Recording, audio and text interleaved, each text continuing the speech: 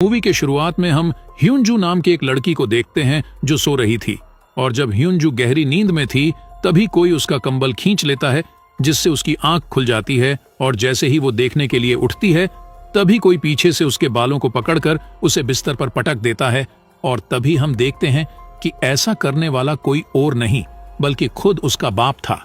तब ह्यूनजू कहती है कि आप ये क्या कर रहे हो, लेकिन उसका पिता उसे कोई जवाब नहीं देता और अपनी बेटी के जिस्म को गंदी नजरों से देखने लगता है और उससे कहता है कि मेरी बेटी कितनी बड़ी हो गई है।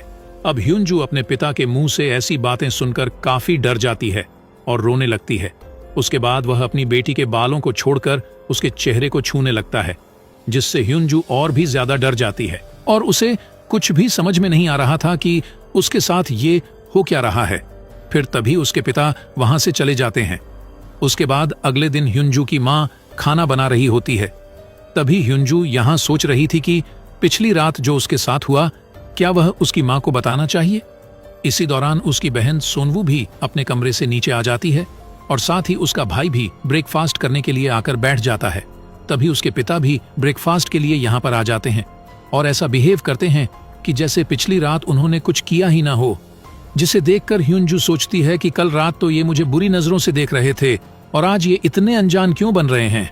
इसीलिए ह्यूनजू उठकर वहां से चली जाती है।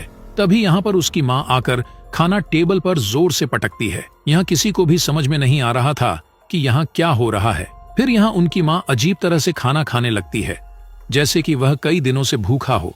तब उनकी ऐसी हरकतें देखकर उनके बच्चे डरने लगते हैं और उसका बेटा भी खाने को उगल देता है और कहता है कि खाने में बहुत नमक है। पर तभी उनकी माँ उसी खाने को उठाकर पागलों की तरह खाने लगती है। फिर वो अपना खाया हुआ खाना अपने बेटे को भी खाने के लिए कहती है, लेकिन वो नहीं खाना चाहता था, इसीलिए वो अपने पिता की तरफ देखने लगता है। तब उसके पिता कहते हैं कि तुम नहीं खाना चाहते हैं तो मत खाओ, जिसे सुनकर उनकी माँ उनके पिता को गुस्से से देखने लगती है और प्लेट्स को नीचे फेंक देती है, जिससे बच्चे बहुत ज्यादा डर जाते हैं। और उनकी माँ उनसे कहती है कि जो भी मैं बनाती हूँ उसे चुपचाप खा लिया करो। ये कहकर वो काफी जोर से चिल्लाने लगती है, जिसे देखकर उसका बेटा डरकर रोने लगता है। लेकिन अब सवाल ये है कि उनके साथ ये सब हो क्या रहा है। दरअसल वह लोग जब से नए घर में शिफ्ट हुए हैं उनके साथ ऐसे ही अजीब सी चीजें हो रही हैं और उनके पिता हर रात अपनी बेटी के कमरे में जाकर अजीबोगरीब हरकतें करता है। फिर उसके बाद जब सोनवू नहा रही थी तभी उसके पास कोई आकर खड़ा हो जाता है। जब वो शीशे को साफ करती है तो वो डर जाती है। उसकी बहन उसे डरा देती है। उसके बाद वो दोनों अपने कमरे में आती है। तब ह्यूनजू अपनी बहन को अपने पिता के बारे में बताती हैं कि कैसे हर रात वह उसके कमरे में आकर अजीबोगरीब हरकतें करते हैं, जिसे सुनकर सोनवू काफी हैरान हो जाती है कि उसके पिता ऐसा कैसे कर सकते हैं। तभी उनके पिता भी वहां पर आ जाते हैं, जो उनकी बातों को सुन लेते हैं, जिसके बाद वो वहां से एक चाकू उठाकर उनके ऊपर हमला करने की कोशिश करते हैं। पर सोनवू उन्हें धक्का देकर वो दोनों बहनें वहां से भाग जाती है। लेकिन तभी अचानक फिर से उनके पिता उनके सामने आ जाते हैं और वह सोनवू के बालों को पकड़कर वहां से नीचे फेंक देते हैं। तब वह सीढ़ियों में गिरकर वहीं बेहोश हो जाती है। तभी उसकी बहन ह्यूनजू डरकर वहां से भाग जाती है और एक जगह पर आकर छुप जाती है। तब उसके पिता एक हथौड़ा लेकर उसे ढूंढने लगते हैं। फिर वही दूसरी तरफ सोनवू को भी होश आ जाता है और वह अपनी बहन को ढूंढने लगती है।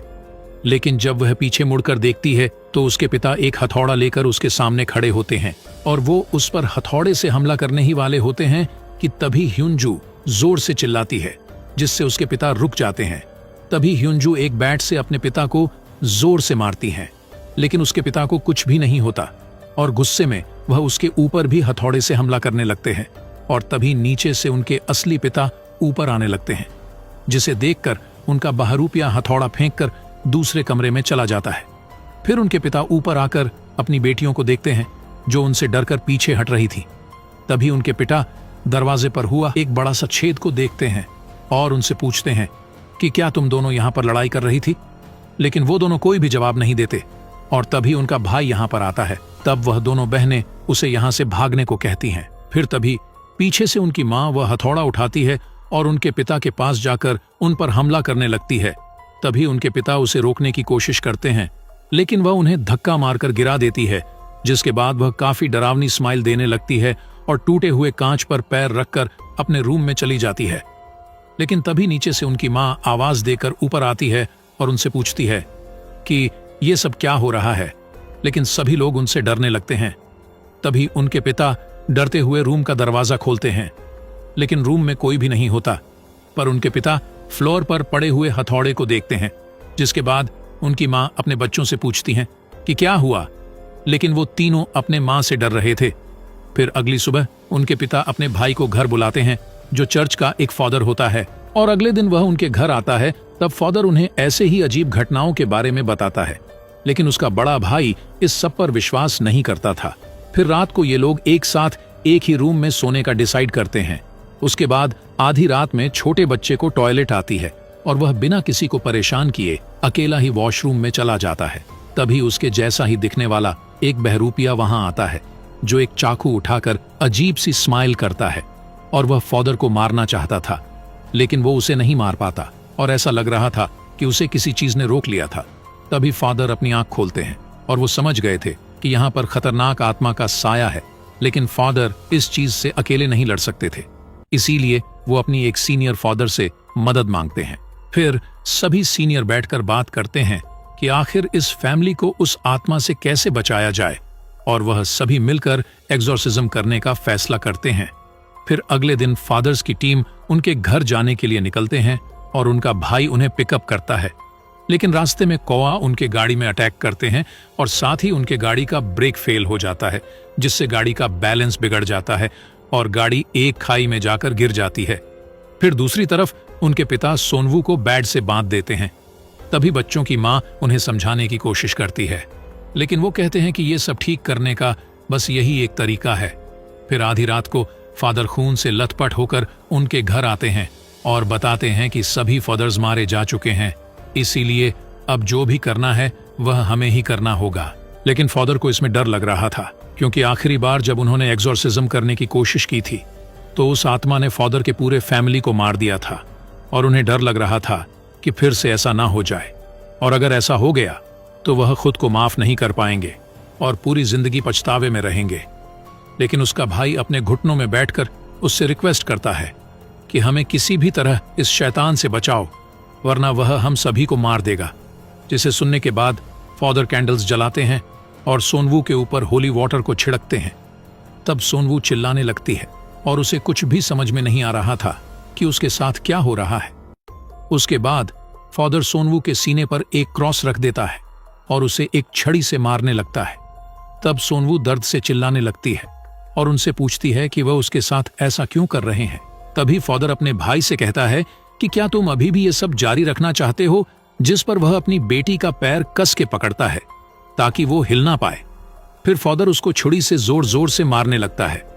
तब सोनवू काफी चिल्लाती है और रोने लगती है, जिसे देखकर उसके पिता भी रोने लगते हैं और फादर अलग अलग छड़ी निकालकर उसे मारते ही जा रहे थे। तब सोनवू दर्द के कारण बेहोश हो जाती है और वहीं दूसरी तरफ जहां एक्सीडेंट हुआ था वहां पुलिस पहुंच जाती है और हम देखते हैं कि उन फादरों के साथ उसका भाई भी बेहोश पड़ा हुआ था। इसका मतलब घर में जो आदमी है वो उसका भाई नहीं बल्कि खुद ही शैतान है, जो कि लगातार सोनवू को पीट रहा था। अब सोनवू की मां से यह सब बर्दाश्त नहीं होता, इसीलिए वो फादर को उसे मारने से रोकने लगती है और अपने पति से कहती है कि ऐसा करने से अच्छा तो हम एक साथ ही मर जाएं।